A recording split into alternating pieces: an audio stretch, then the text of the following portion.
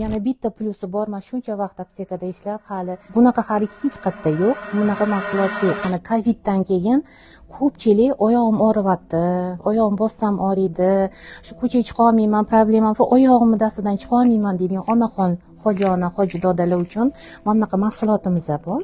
Bu bizada xondroitin deyiladi. Masalan, aptekadan olishsa odamlar teraflex ko'rinishda olishadi, lekin u ximiyaviy. Uni siz oyog'ingizga yaxshi bo'lgani bilan jigarga yomon ta'siri bor-da, uni chunki u ximiyaviy. Bizaniki чистый, bad ko'rinishda, natural ko'rinishda. Buni umuman ziyoni yo'q. Yana bitta plyusi bor, men shuncha vaqt aptekada ishlab, hali teraflekslarni kalsiy aralashganini ko'rmaganman-da.